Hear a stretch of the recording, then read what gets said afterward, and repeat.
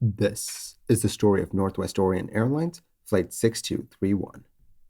On the 1st of December 1974, a Boeing 727 was on the ground at JFK International. The thing was, they did not need the plane at JFK anymore. So, the decision was taken to ferry the plane all the way from JFK to Buffalo, New York. This would be a ferry flight, so the only people on board the plane were the three pilots.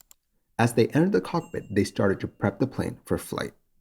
Once the plane was fueled with 48,500 pounds or 22 tons of fuel, the plane started to taxi to the runway through the biting cold of December. 14 minutes later, the plane was at the runway. Seconds later, the pilots got the all clear from the controllers, and they were cleared to take off. The pilots pushed the throttles forward, and the 727 started to gain speed. In less than a minute, the 727 was airborne, bound for Buffalo. As the jet climbed away from the airport, Kenedy Departure contacted the pilots and cleared them to 14,000 feet. In the cockpit, as the plane climbed, the pilots noticed something strange. Their speed increased from 264 knots to 304 knots. But it didn't stay there. Their airspeed was all over the place. It would drop by 40 knots, then come back up, and then it would drop by 140 knots, and then it would return to normal. All of this happened in less than a minute. As the pilots tried to make sense of what was happening, the aircraft was handed over from Kenedy Departure to New York Air Route Traffic Control Center. As Flight 6231 climbed through 16,000 feet, their recorded airspeed began to spike again, and so did their rate of climb. This caught the first officer's eye. He said, "Do you realize we're going 340 knots and climbing 5,000 feet a minute?" The second officer commented that the high rate of climb was because the plane was so light. Soon after he said that, the rate of climb increased again, this time to 6,500 feet per minute. By the time they were at 23,000 feet, the overspeed warning sounded. They were at 405 knots, and the captain remarked, "Would you believe that?" The first officer replied with, "I do believe it, but I can't do anything about it."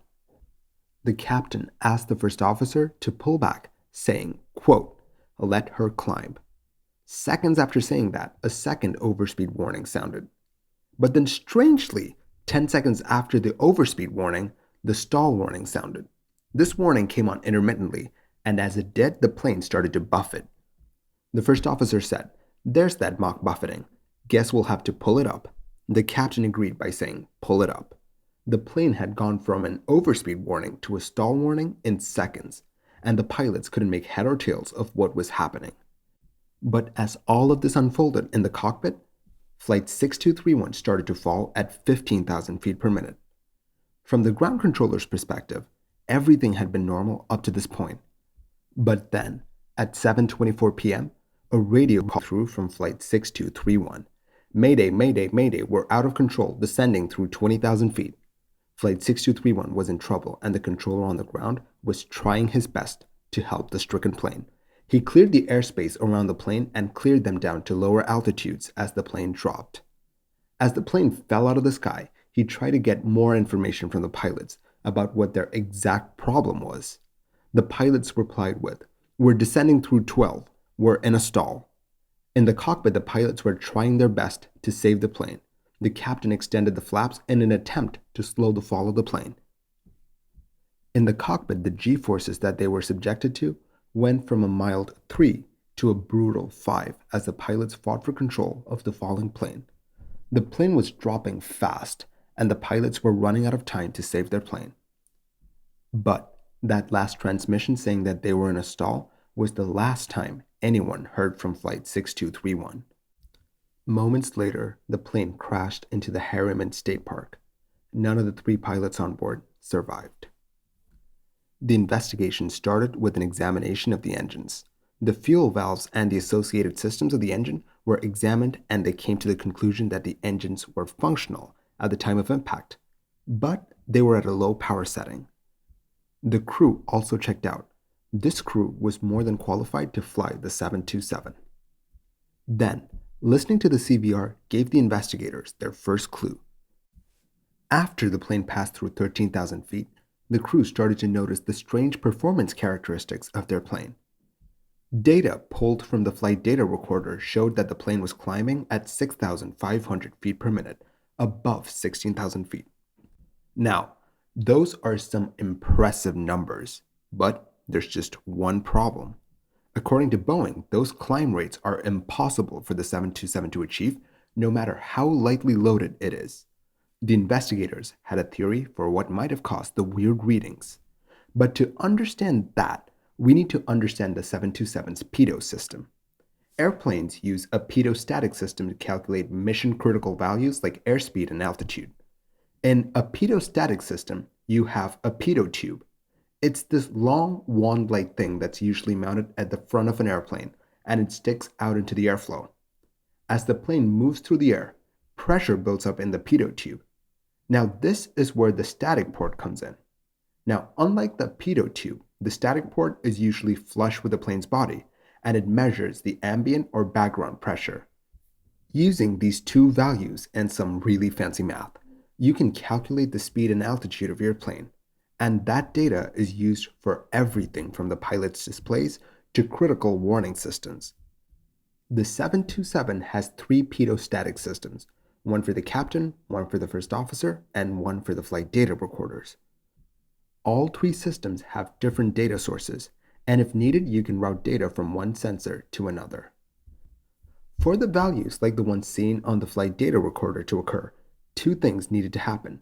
The pressure at the flight data recorder pitot tube needed to be constant once the plane passed 16,000 feet.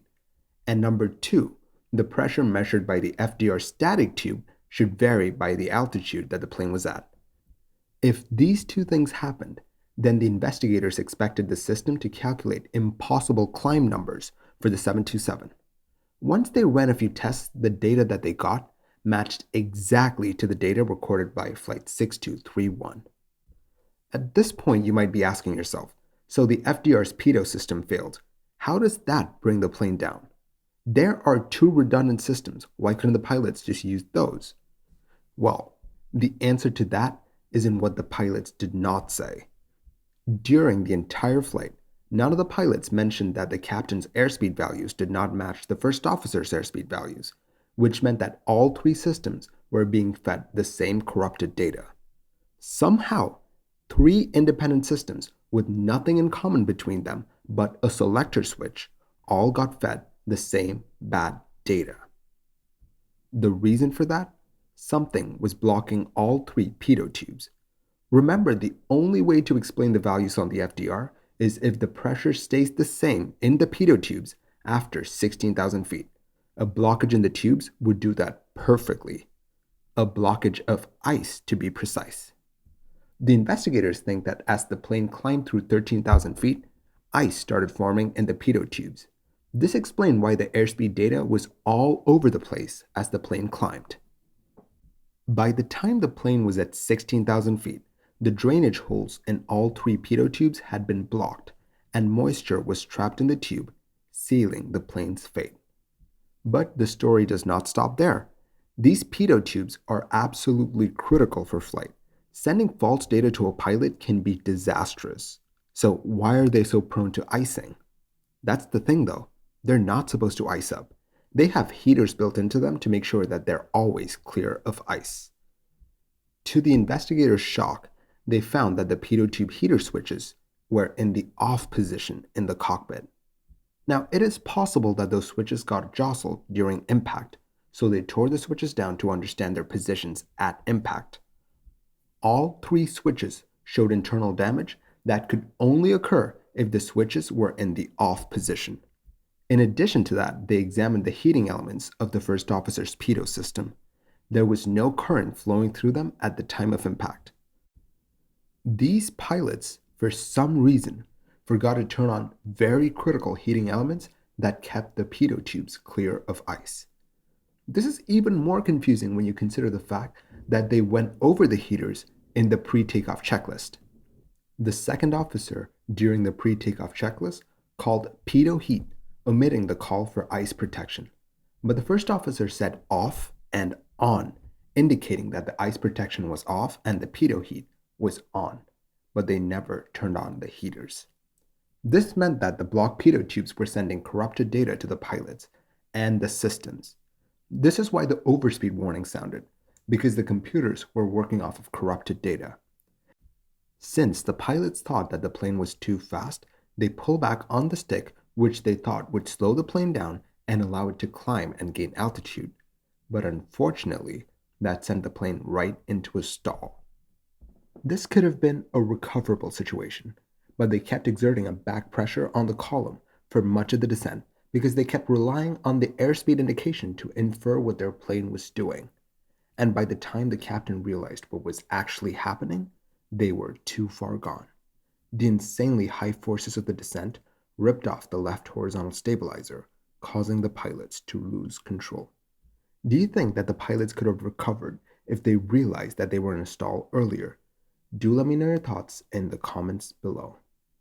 Thank you for watching this episode of Mini Air Crash Investigation. If you like the videos that I make, do consider liking and subscribing. It will really help the channel grow. I will catch you guys next time. Stay safe.